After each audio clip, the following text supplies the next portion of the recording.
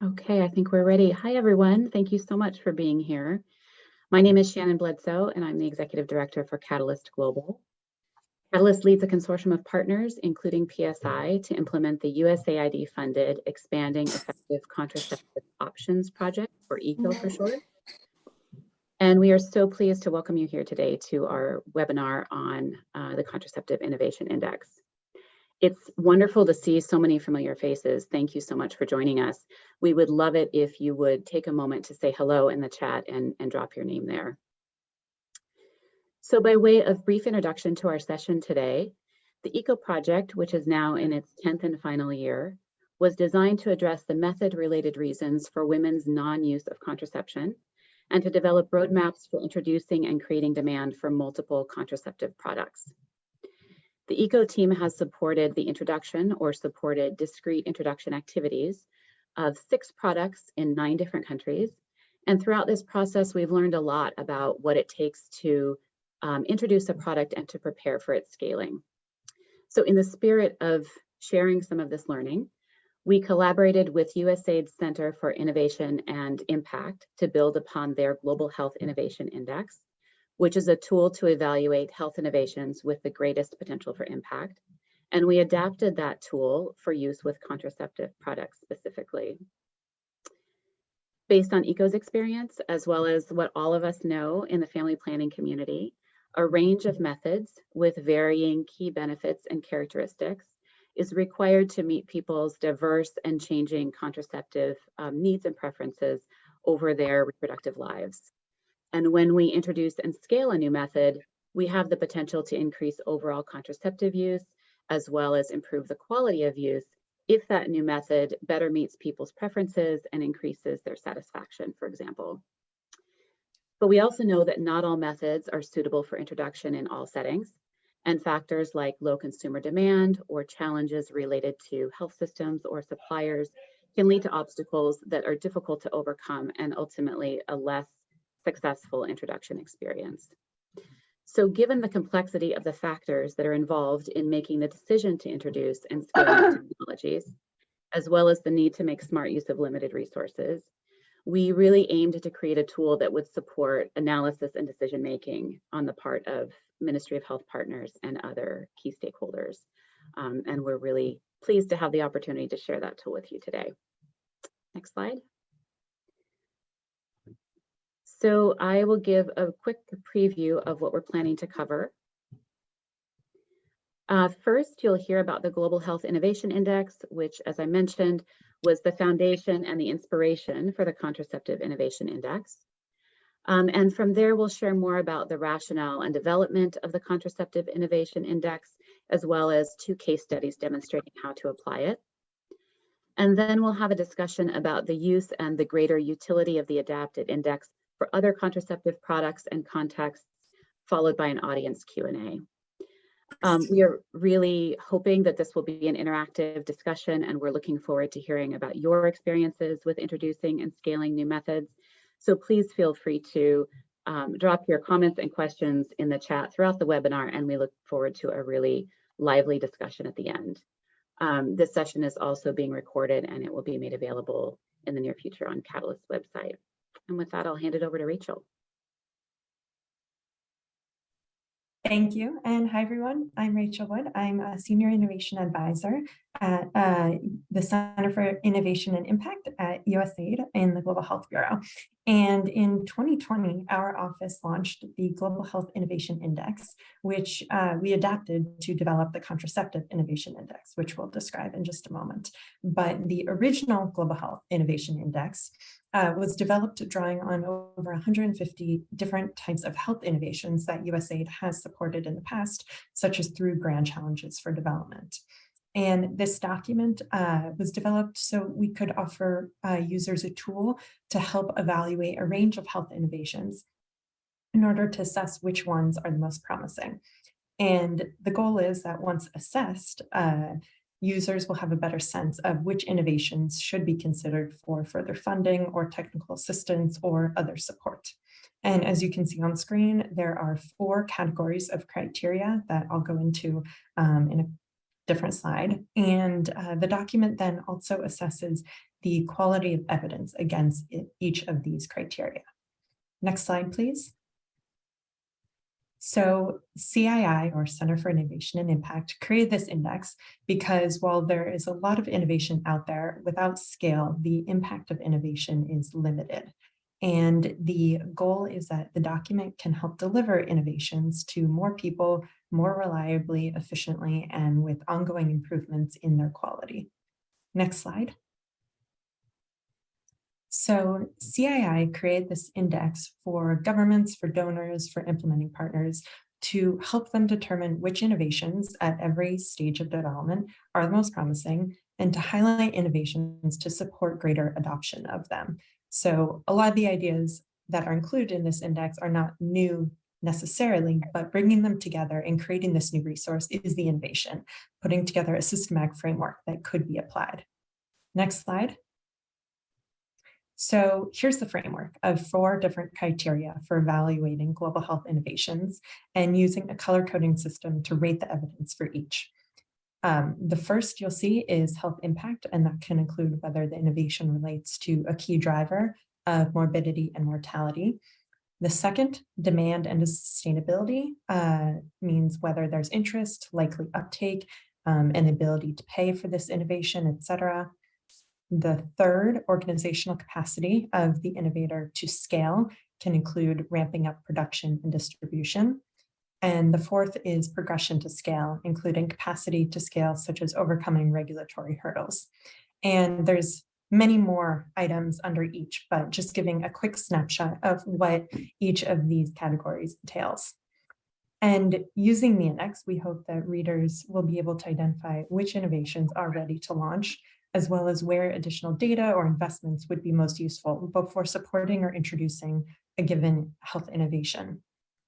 And it's important to note that this color coding system is not intended to be a report card for whether to launch or scale a particular health innovation. It's just looking at the quality of evidence. But overall, the index is just meant to be a helpful tool to contribute analysis for ongoing discussions and decision-making around scale-up, with an understanding that these two items, introduction and scale, often happen in overlapping stages. Next slide.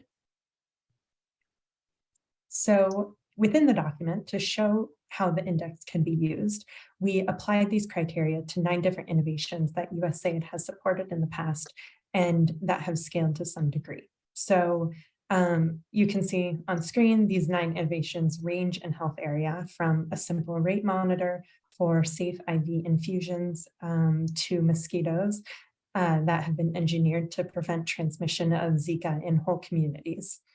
The index was developed to be used across health areas, and for the most part highlights innovations that are the first of their kind, which, as many of you know, is different than contraceptive innovations, which seek to improve upon an existing array of options by expanding choice or, in some cases, replacing older technologies. So in order for the index to be useful for contraceptives, we adapted the criteria and analysis so it could reflect the complexities that the contraceptive market presents. If you're interested in learning more about the original Global Health Innovation Index, you can learn about it on CII's website.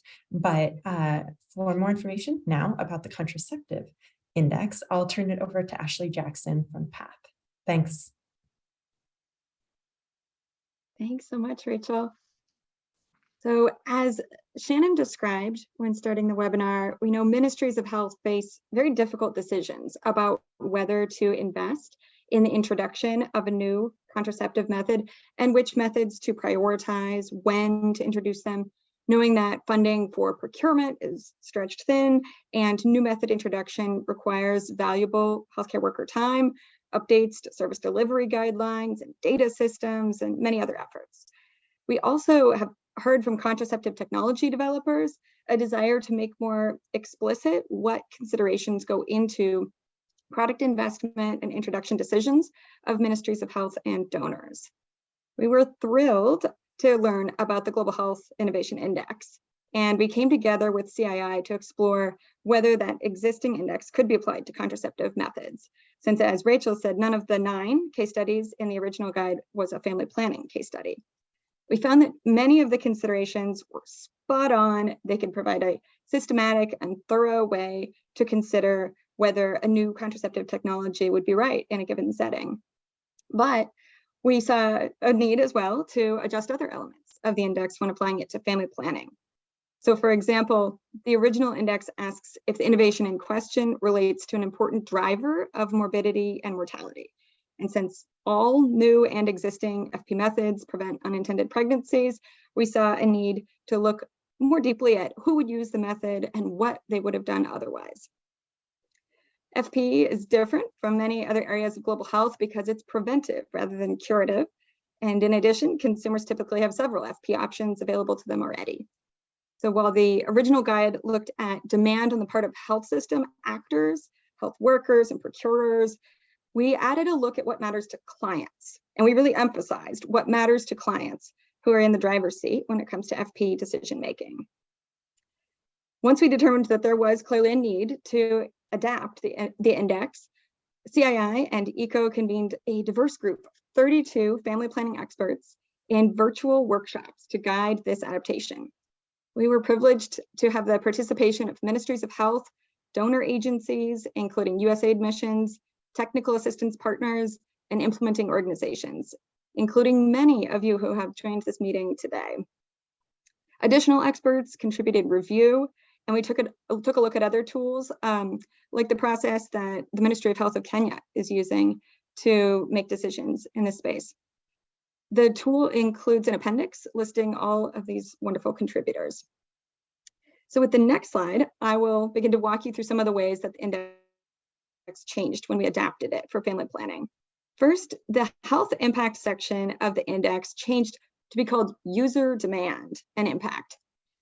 Since clients drive the decision to use a new method with counseling from providers, it's critical to understand what method characteristics they value, how the existing range of options may fail to adequately meet their needs, what factors influence their contraceptive use and method choice.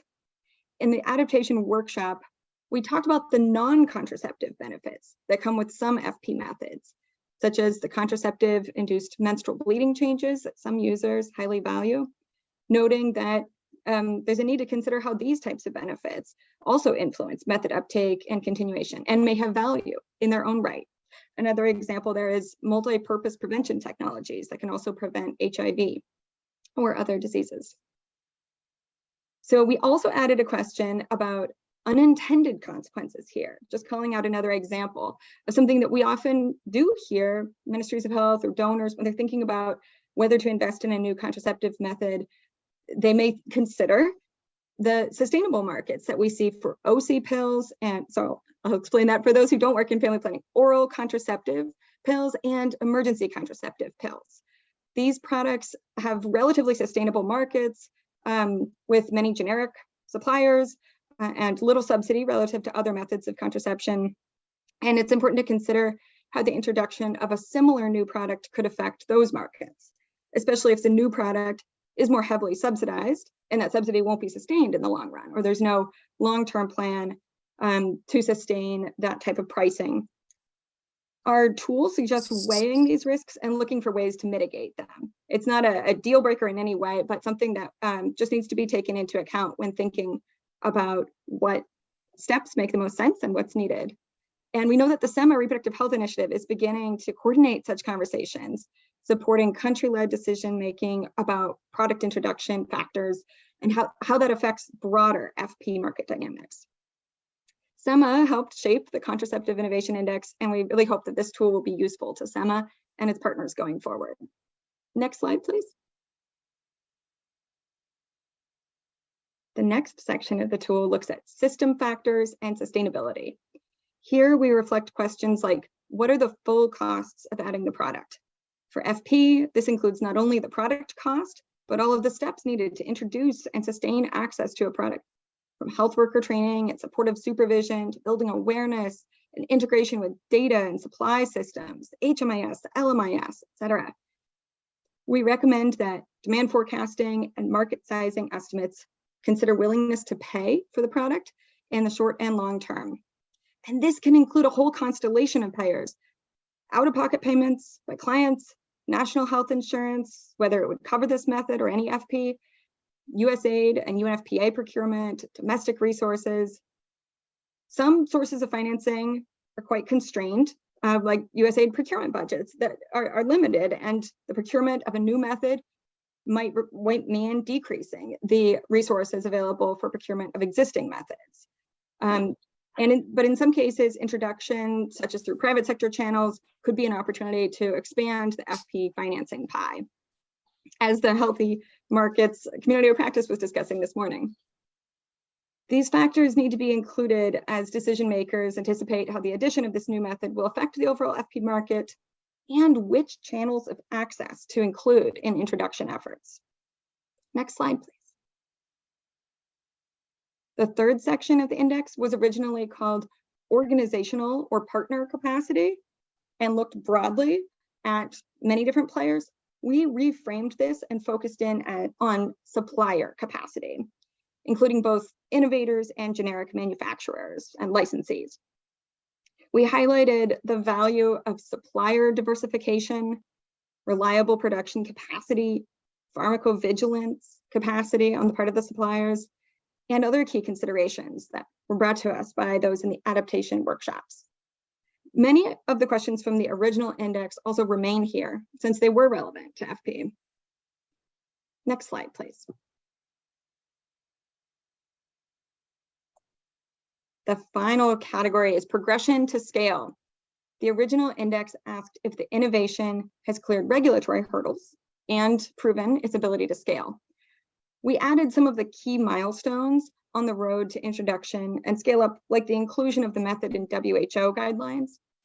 And given the important role that USAID and UNFPA procurement plays in LMICs, we also asked if the product has been listed in donor agencies' procurement catalogs.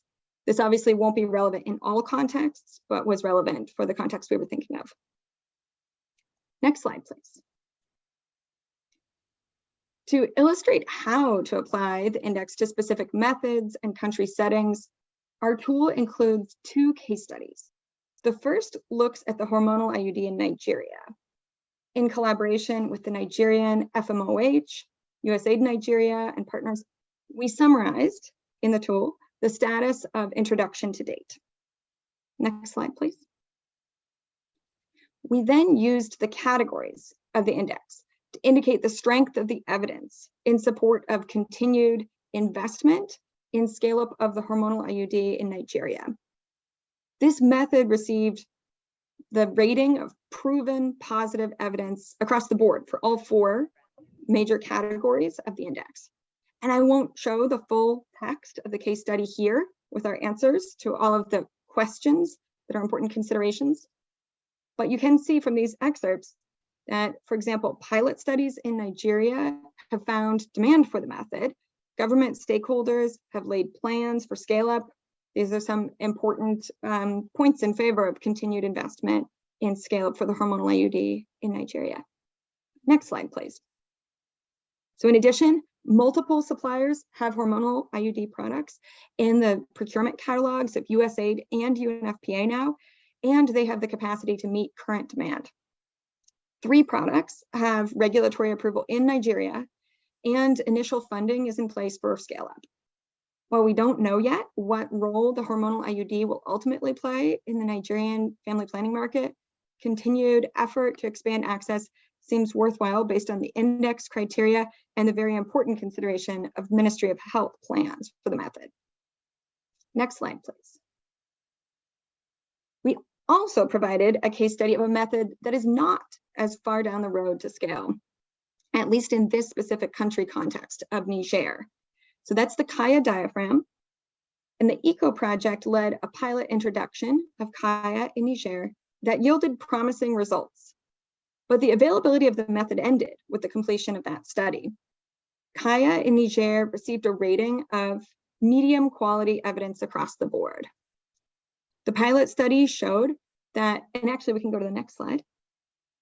The pilot study showed that the method appealed to women whose needs were not well met by other options, especially women who have infrequent sex and wish to use a non-hormonal on-demand method of contraception.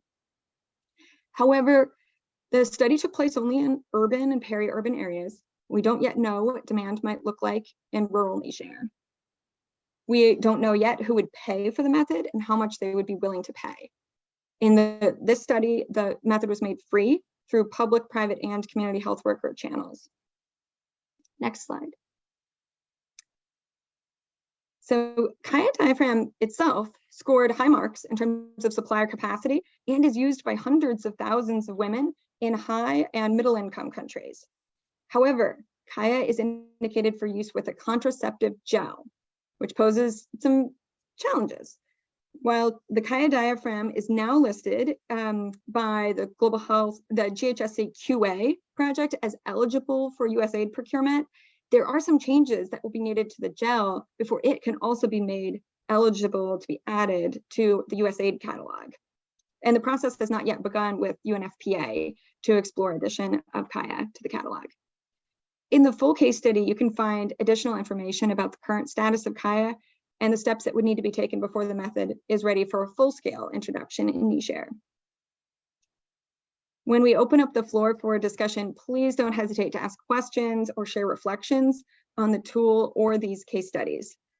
I did not go into a description of either of these methods beyond a few bullet points on the slide, knowing that we've presented that in other fora in the past, but I'm happy to also answer questions or direct them to others in the group about the methods themselves, if that's of interest. So thank you so much to everyone who participated in the adaptation process. This was really a group effort, pooling the expertise and tools from many places. And thank you to CII for your thought leadership in developing the original tool and your partnership in adapting it for this purpose. I'll pass it back to Tabitha now.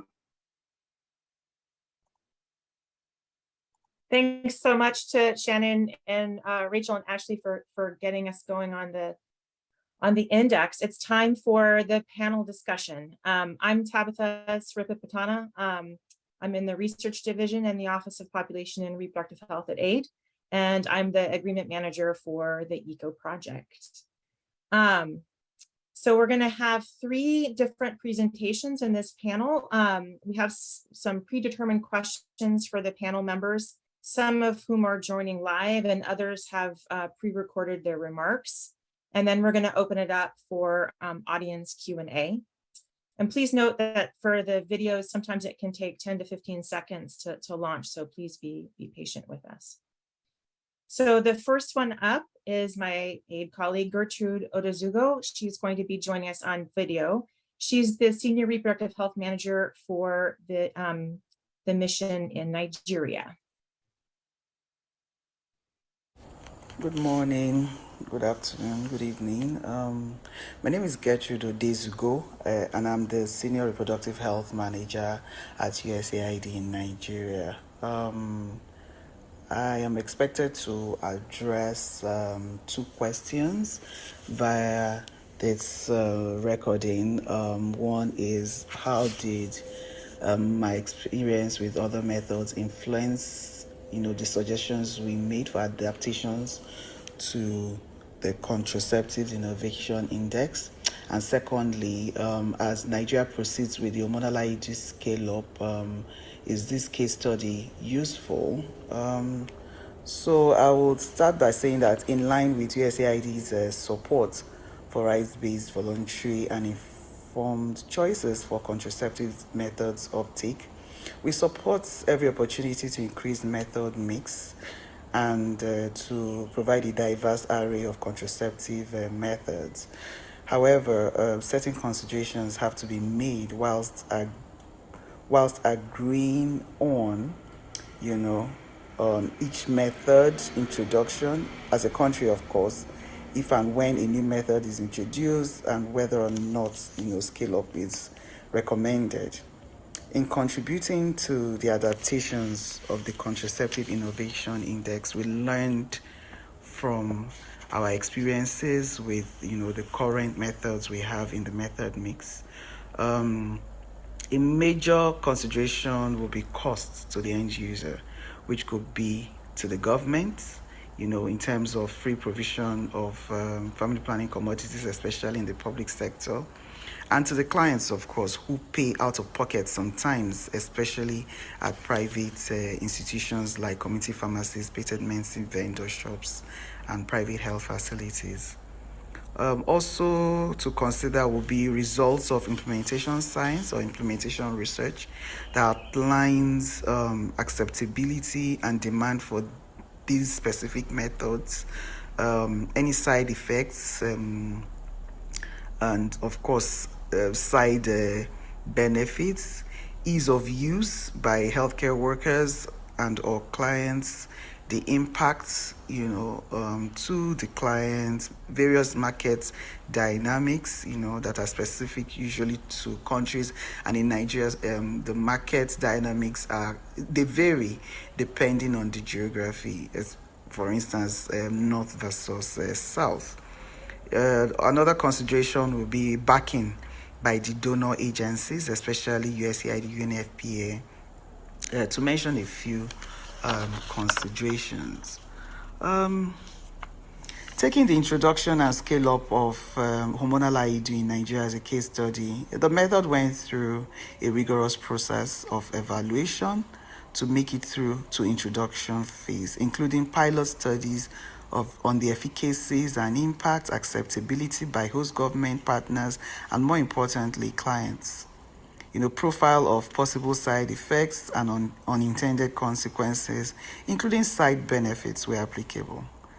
The new and underutilized contraceptives subcommittee under the National Reproductive Health Technical Working Group is the body tasked with critically examining each proposed new method against such criteria, as well as considering sustainability before recommending it to the general body as a method that should be introduced.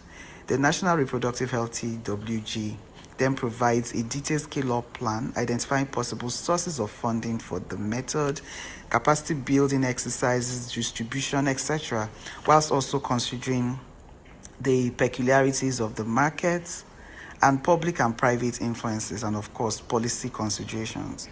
Major factors that contributed to its inclusion into donor catalogs was its high level of acceptability among users, as well as its other non-contraceptive lifestyle and health benefits. Also key was the collaboration among the various stakeholders. You maybe can reference the National Hormonal IUD Strategic Introduction and Scale-Up Plan of 2021.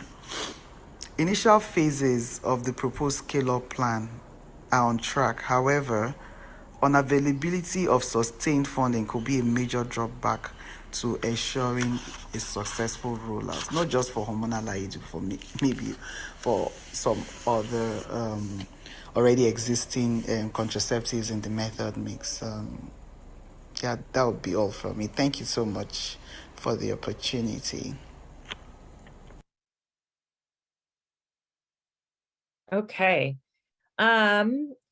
Now we're going to hear from George Barige, who's the Regional Technical Advisor for PATH in Uganda and supports the DMPA-SC Access Collaborative. And this is another video. So we've asked George to comment on how the adapted index reflects global learnings from their experience of scaling up access to DMPA-SC. And give this video a few seconds to launch as well. The last one is an in-person one that you can ask questions directly.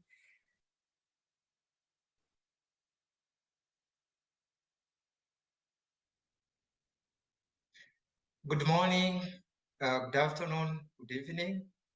I'm George Barige, a Regional Technical Advisor for Anglophone countries under the Access Collaborative Initiative, led by PATH in partnership with Johnson Inc., JSI.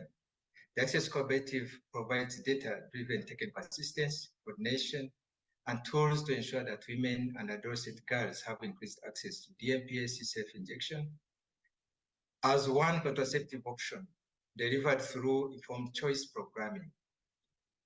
About the Contraceptive Innovation Index, the experts who took part in the adaptation workshop for this tool included many with significant experience introducing and scaling up access to DMPA-SC and self-injection.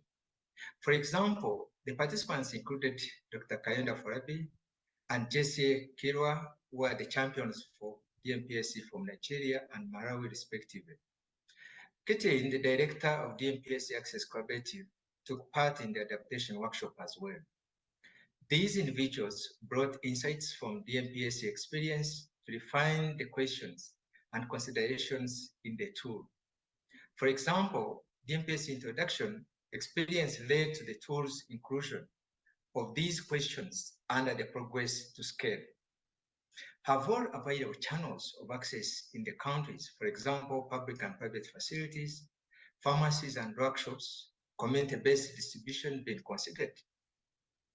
Then what policies, tools, or guidelines would need to change for the innovation to deliver on its potential impact? For example, over-the-counter sales and safe administration. 6 years ago, about 19 countries had begun to offer DMPSC as an additional injectable contraceptive option. But only 2 countries had begun to offer safe injection. PATH and others conducted policy advocacy with ministries of health to secure approval of safe injection, train providers to counsel clients on safe injection, and raise awareness of the option to safe injection alongside other contraceptive options. I would say that to date, 54 countries are offering DMPSC, but only 34 countries are offering safe injection. Uganda has pioneered the expansion of access channels for DMPSC, including safe injection outside the walls of the public sector facilities. As we talk now, approximately 15,000 community health workers and community health entrepreneurs in Uganda have received training to offer clients the option of safe injection. In addition, Uganda was among the first to approve drug shops as a channel for safe injection service delivery, offering enormous potential to expand safe injection services given their easy access in both urban and rural areas. The DMPSC case study spotlights the need to consider whether policies are in place to allow access and the use of the new contraceptive technology through multiple channels and in the least restrictive ways supported by evidence. Thanks to the global experience with DMPS scale-up, the tools also reflects several critical questions related to supplier capacity and sustainability. For example, what is the supplier's capacity to manage production? And is it feasible to achieve price sustainability given near and long-term financing and other considerations such as estimated time supply diversification?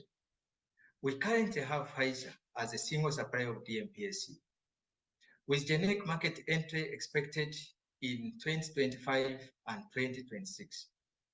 Reliance on one manufacturer may compromise the stability of supply at times, leading to competition across countries to access the constrained supply of a product. In addition, some restrictions, for example, on overbranding and marketing, have compromised the scale-up in private sector. When countries are considering whether to introduce and scale up DMPSC, they usually need assurance on whether the adequate supply will be available to meet demand at scale. It is hoped that the generic market entry in the coming years will greatly increase the total available supply of DMPSC and strengthen the market in other ways. I appreciate seeing DMPSC learnings reflected in the Contraceptive Innovation Index.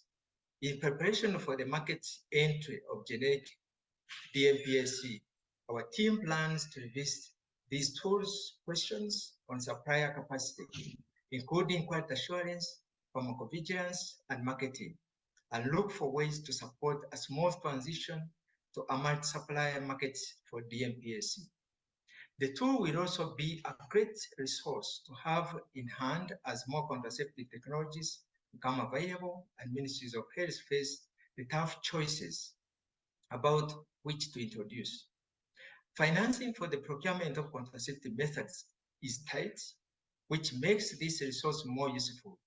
Not every new method will add value to the mix of options, but the Contraceptive Innovation Index can help to identify those most likely to advance contraceptive access and equity in the ways women want.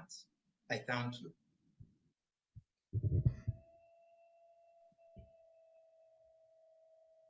Okay, moving on to our last speaker is Abby Winskell, who's the project director for the Delivering Innovation in Self-Care, or the DISC project at PSI. Abby, are you on? I'm here. Thanks, Tabitha. Okay, and I have a couple questions for you. Go for it. Okay, first, or wait, are you presenting first and then I'm asking questions, or I'm starting with questions? Oh, you're on mute. I'm not presenting, I'm answering questions. So let's Okay. go with the question. Then I will start. So we know that researchers are looking into whether emergency contraception, or the EECO, could be used pericoitally as an on-demand method. While we know that this work is in the early stages, can you tell us how you think the index could be used to prepare for EC as an on-demand pill? Great. So firstly, just to say, I think what really struck me when I looked at this index was parallels that I saw with working in the commercial sector. Before I came to PSI, I worked in consumer goods marketing at Unilever for a long time, and I saw many parallels with how this index has been designed, with how we used to manage innovation in the private sector, and some of the key areas around, consumer insight, cost management, supply chain are very similar. So it reminded me a lot of my old days in pushing innovation through an innovation funnel. So I thought that was very interesting. As Tabitha said, there's a range of on-demand contraceptives, a category of that's being explored at the moment. Kaya, as Ashley mentioned earlier, the diaphragm, it represents one of those products in the portfolio. And on-demand contraceptives are really trying to address the consumer need of women who have infrequent sex, and therefore don't necessarily perceive a need to have a continuous or everyday method of contraceptive. Kaya is one of these, and another product that's being considered or looked at is an on-demand pill. But things are very early days at this point. So in this discussion, this offers us an opportunity to think about how some of those discussions align with this contraceptive index. So I think, first of all, I would say that what's very clear is that the first step very much is, as is the first step of the Contraceptive Innovation Index, is to look at the user demand and impact. So really starting by making sure that that this product or this innovation or this technology that is available really is delivering against a consumer need.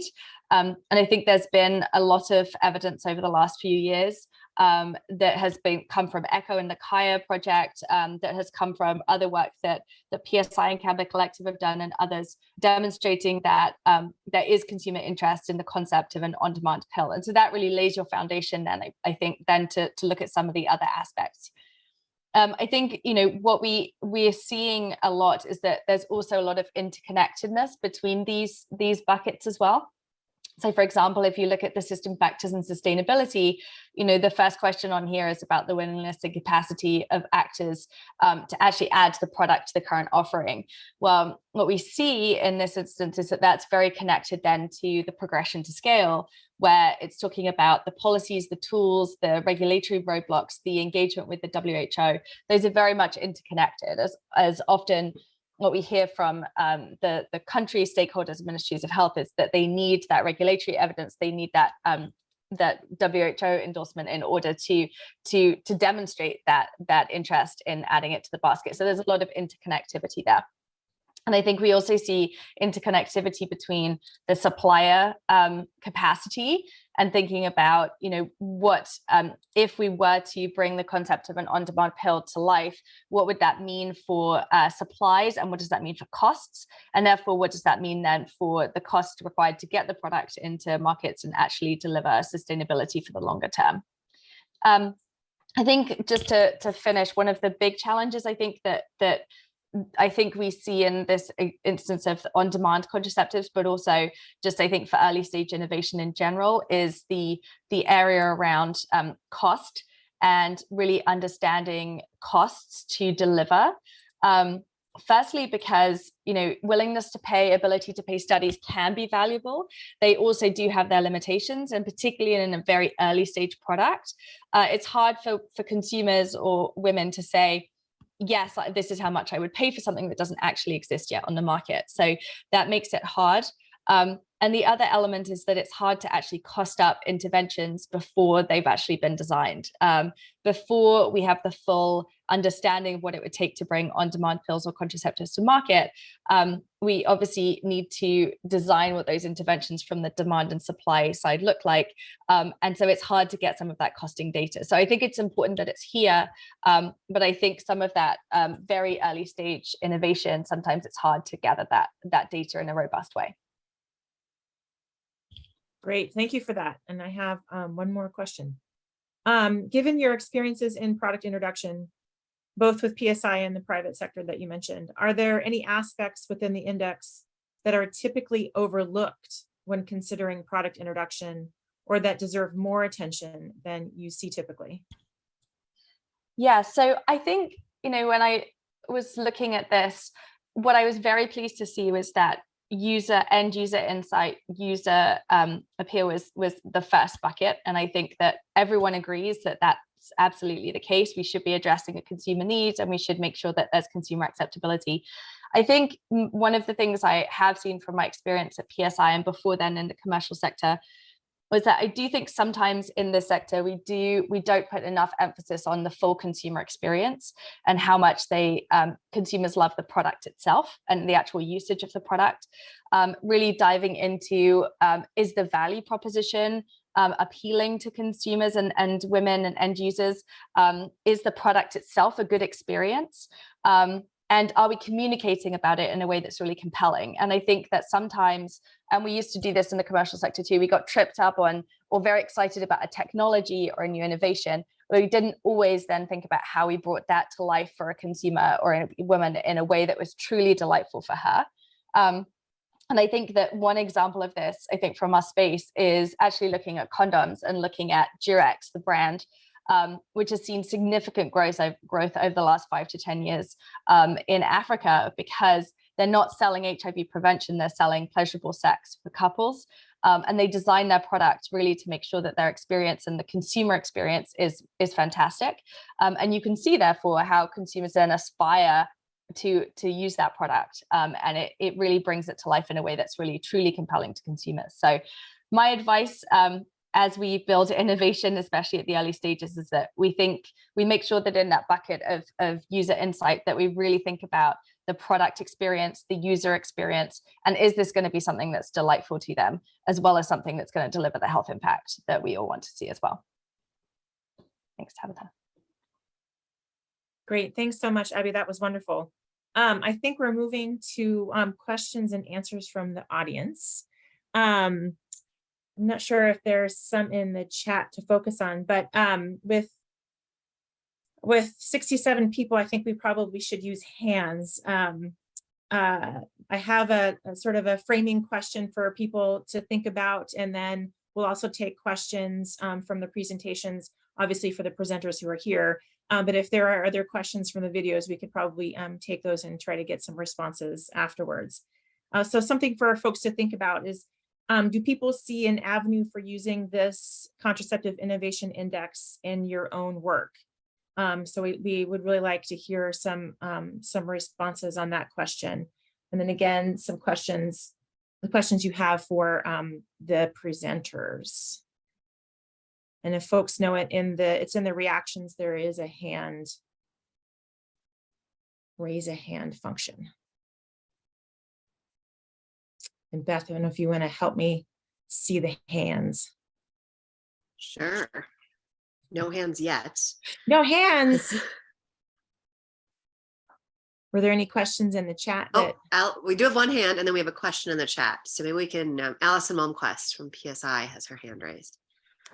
Hi, I'm happy to turn on my video for a moment, and just congratulations to everyone. I know so much work went into this, and I was excited when this was being produced, because I think in terms of our own work, as we're thinking about expanding choice and we're looking ahead to new contraceptive technologies and the sort of longer pipeline, like, you know, it's incredibly useful both internally and externally to frame what can become very complex conversations, you know, bringing these markets from a research and development phase all the way into a market and scaling up. There's so much to keep track of and to think about, and just, you know, having this to organize thoughtfully well in advance the work that needs to be done, the conversations to be had, who needs to be around the table, is incredibly valuable and relevant. And particularly appreciate that it's grounded in something that already exists, and there's an adaptation tailored to a specific need. So you've already got sort of this, the credibility of the tool itself. So, you know, from a PSI perspective, this is a living document, and this is something that we'll be actively using as we think about where we can contribute to expanded access now and in the next 5, 10, 20 years. So thank you again. Thanks, Allison. And yeah, I found it very useful when you're bringing people with very different expertises around a table, that you all have, you know, one tool that you can utilize to help organize things. I see Chelsea Polis has a question or a comment. Yeah, I have a question. I just found where the hand raising button is. So sorry, it took me a minute for that piece. Thanks so much for this great presentation and this really exciting tool. It's really wonderful to learn about it. My question is around kind of the characterization of the body of evidence, and just if you could expand a little bit on what criteria are used to determine whether a body of evidence for a given product falls within the strong, medium, poor, or none, and who's making those ratings. Is that something that will be done kind of proactively, or like when and how that happens? And also kind of, if you can say a little bit about kind of the newness of the product. It looked like there might be 2 different stages where those ratings are applied, early stage versus scale up, and are the criteria there different? So any more information on that you could share would be great. Thanks. I can respond to at least part of that. So for the original Innovation Index, and then carried over to this contraceptive adaptation, for the most part, it is a qualitative and fairly subjective approach to assessing the availability and quality of evidence. So just like statistics is more of an art than a science, we figured we would take a similar approach to evaluating what type of evidence exists for applying the criteria on each of these innovations. We didn't provide a concrete criteria for determining how we assess the quality of evidence. And as you did note, we have different colors for the stages that the innovations are at. So it's really just a tool for users and readers to apply, but we don't have an exact framework for determining that. But Ashley, feel free to describe more if you'd like for the adaptation. Yeah, I think you put it well. In the original index, they talk about the need to make this an iterative process. This isn't a one-time go, no-go decision around introduction, but something that could be applied even in the early stages, such as where the pericoital pill is right now, knowing that there are still some regulatory hurdles that would need to be overcome before introduction could happen for that, and other steps too, that this could help draw out some of the important pieces that need to fall into place before an introduction decision would be able to be made, or identify some of the challenges that may need to be mitigated along the way and then reapplied. And the hormonal IUD in Nigeria is a good example of a product that's now, it's already available and becoming increasingly available, but it is not at scale yet. So it is much farther along than many. And then in terms of who uses it, for the case studies we developed, we worked closely with a variety of folks from the ministries of health and the missions in country, since we did want to ground this in a specific country setting, knowing that introduction decisions are going to look different from one context to the next. So working with those national level stakeholders, referring of course to the evidence, and that includes all the research with consumers themselves, but then also talking with the manufacturers themselves in order to get a better understanding of some of the, especially that third category around supplier capacity, those considerations that are important and at play, as well as the fourth category of progression to scale and where that all stands. But I wish there were a quantitative way you could do this, where you could actually end up with a rating. That would be wonderful. We considered it for like 1 minute and realized that so many of these are inherently subjective. And we do often see methods compared head to head in terms of a market sizing study, for instance. Like we know that with Gates Foundation support, Format Analytics has been doing incredible work to understand the potential market for 7 new methods of contraception across 5 countries. And they are stacking those methods up against one another with one particular consideration in mind of the potential market size, what the demand would look like. So some pieces of it, you could try to compare methods side by side, but then when you pull in all of these other considerations around cost and feasibility and what it would take to bring it into the market, it was no longer possible to do quantitative ratings. Thanks, Ashley. I think the next one is Paula Telville. Yes, thank you. Fascinating presentation.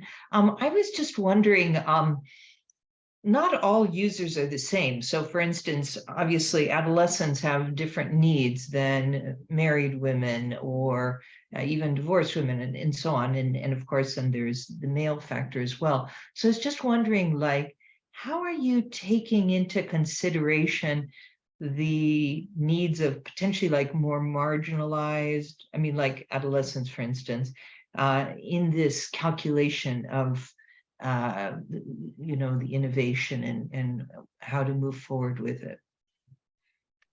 Perfect question. That was top of mind for us in that first category around user demand and impact.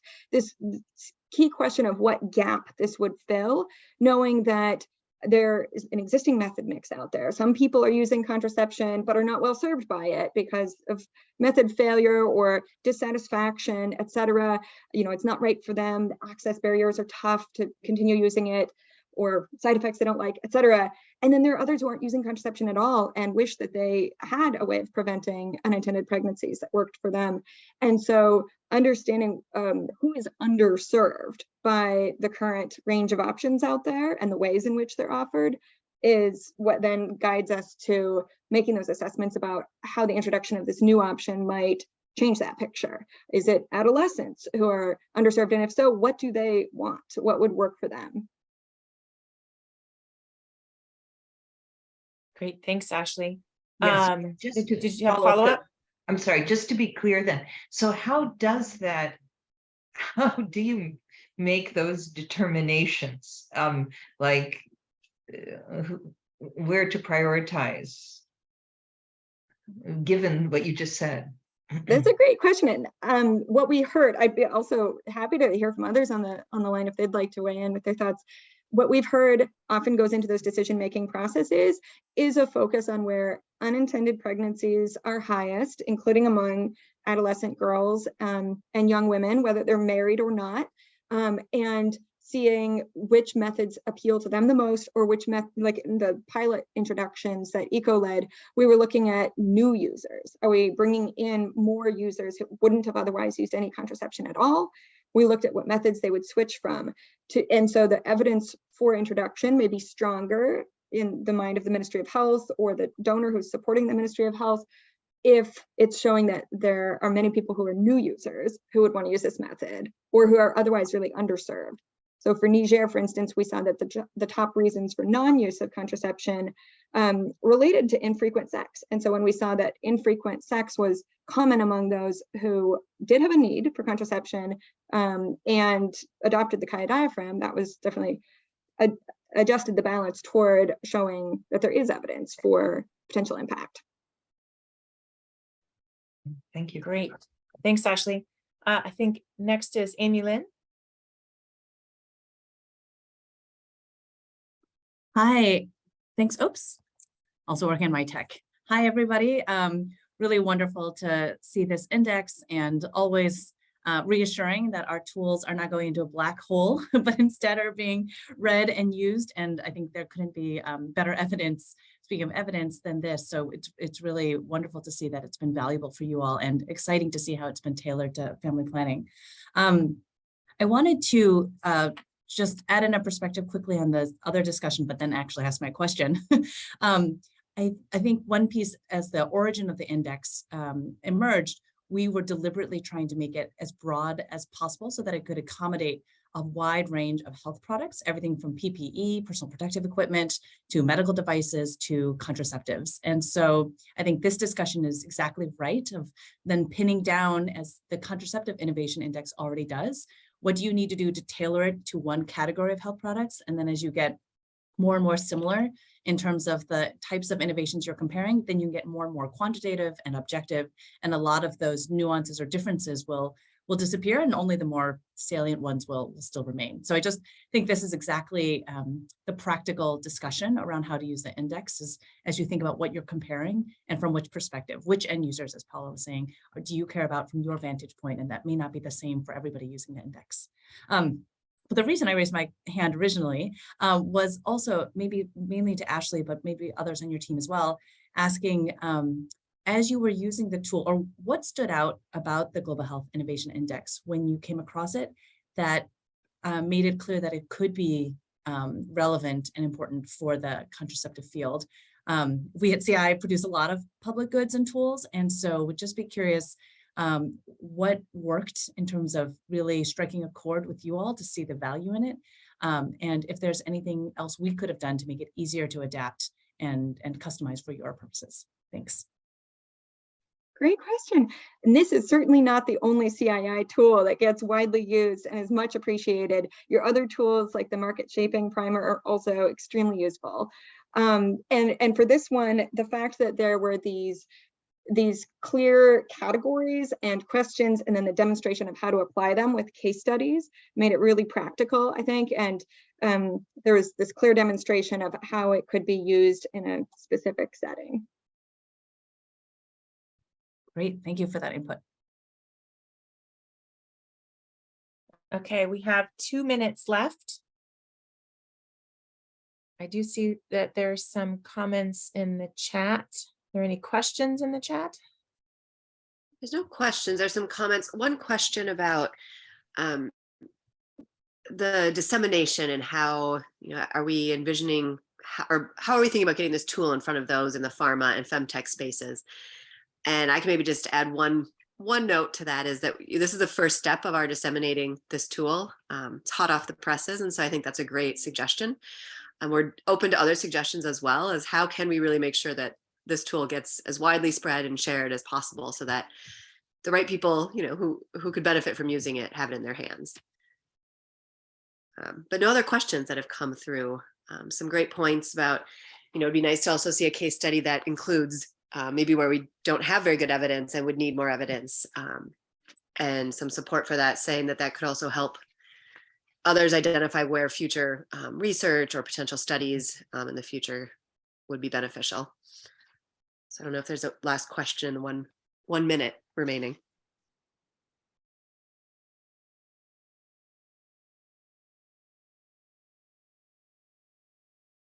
Just wanted to acknowledge Trisha's good point with a suggestion for continued refinement. There is absolutely room for this. And I hope that people see this as a living tool that can continue to, pieces of it you could apply to your work or refine. We're really hoping it'll be relevant for SEMA and for others who are very involved in these discussions. So feel free to borrow, change, whatever you'd like, and talk to all of us about how we could collaborate to keep improving it, make it useful and relevant.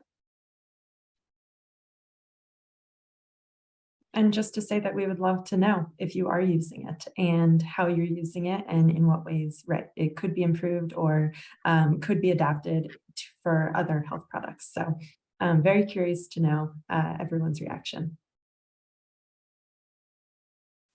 Well, great. I think we are at time. I wanted to say a big thank you to the EECO team and for CII and all of those who participated in giving input to the tool. And as has been noticed, it should be iterative, and people should take pieces of it that make sense and I'd appreciate if you, help with the dissemination of this. I think that this has been recorded and will be shared. So please share with your colleagues who might use this in their work. And overall, thank you for joining us today. Much appreciated. Thanks so much, everyone. Thank you all for joining. You.